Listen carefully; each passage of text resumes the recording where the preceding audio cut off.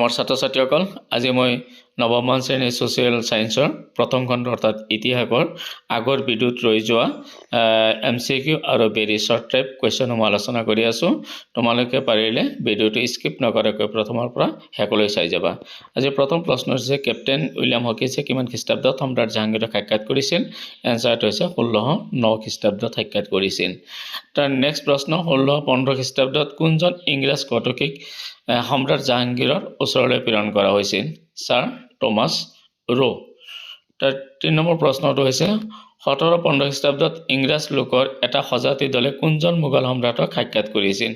এনচাৰটো হৈছে মোগল সম্ৰাট ফাৰুক-শ্বিয়াৰক সাক্ষাৎ কৰিছিল। মোগল সম্ৰাট ফাৰুক-শ্বিয়াৰক চিকিৎসা কৰা ইংৰাজ চিকিৎসকজনৰ নাম কি আছিল? এনচাৰটো হৈছে ডক্টৰ হেমিল্টন আছিল। তাৰ পিছৰ প্ৰশ্নটো হৈছে কিমান খ্ৰীষ্টাব্দত ইষ্ট ইণ্ডিয়া কোম্পানীয়ে মছলিপট্টমত বাণিজ্য কেন্দ্ৰ স্থাপন কৰিছিল? উত্তৰটো হৈছে 1611 খ্ৰীষ্টাব্দত। তাৰপিছত কিমান খ্ৰীষ্টাব্দত ইষ্ট ইণ্ডিয়া কোম্পানী দ্বিতীয়টো বাণিজ্য কেন্দ্ৰ মুকলি কৰিছিল? এনচাৰ হৈছে 1636 খ্ৰীষ্টাব্দত আৰ্মাগাঁৱত। তাৰপিছত আৰ্মাগাঁৱৰ বাণিজ্য কেন্দ্ৰটো কি নামেৰে নামাকৰণ কৰা হৈছিল? ফৰ্ট চেণ্ট জৰ্জ নামেৰে নামাকৰণ কৰা হৈছিল। তাৰপিছত হৈছে প্ৰশ্ন হৈছে 1690 খ্ৰীষ্টাব্দত কোনজন ইংৰাজ বিষয়াই বংগৰ নবাবৰ লগত চুক্তি কৰি তিনিখন ঠাইৰ জমিদাৰী লাভ কৰিছিল? এনচাৰটো হৈছে জব চাৰ্ণকে।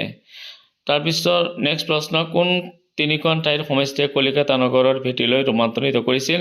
কালিকাটা, চোটানটি আৰু গোবিন্দপুৰৰ। তাৰপিছত হৈছে 1661 খ্ৰীষ্টাব্দত ইংলেণ্ডৰ কোনজন ৰজাই পৰ্তুগীজ ৰাজকন্যা কেথৰিনক বিয়া কৰাই বোম্বাই চহৰ লাভ কৰিছিল? এনচাৰটো হৈছে ইংলেণ্ডৰ ৰজা দ্বিতীয় চাৰ্লছে। নেক্সট কুৱেশ্যন ফৰ্ট উইলিয়াম কি? ইংলেণ্ডৰ ৰজা তৃতীয় উইলিয়ামৰ সন্মানাৰ্থে কলিকতাত স্থাপন কৰা বাণিজ্যিক কেন্দ্ৰটোৰ নাম হৈছে ফৰ্ট উইলিয়াম। তাৰপিছৰ প্ৰশ্ন ইষ্ট ইণ্ডিয়া কোম্পানীৰ কোনজন কৰ্মচাৰীয়ে ভাৰতত উপনিৱেশিক সাম্ৰাজ্য গঢ়ি তোলাৰ কূটনীতিক কৌশল আয়ত্ত কৰিব পাৰিছিল? এনচাৰটো হৈছে ৰবাৰ্ট ক্লাইভ। কোনটো চুক্তি সম্পন্ন কৰাৰ ফলস্বৰূপে কোম্পানীয়ে বংগ বিহাৰ আৰু উৰিষ্যাৰ ওপৰত ৰাজনৈতিক কৰ্তৃত্ব লাভ কৰিছিল? ইয়াৰ উত্তৰটো হৈছে এলাহাবাদ চুক্তি। মৰমৰ ছাত্ৰ-ছাত্ৰীসকল আজিলৈ ইমানতে সামৰণি মাৰিলোঁ। যদি কোনোবা এতিয়ালৈকে মোৰ ইউটিউব চেনেল ছাবস্ক্ৰাইব কৰা নাই তেতিয়াহ'লে কাষত থকা বেল আইকনটো বজাই ইউটিউব চেনেল ছাবস্ক্ৰাইব কৰিবা আৰু ভিডিঅ' চাম।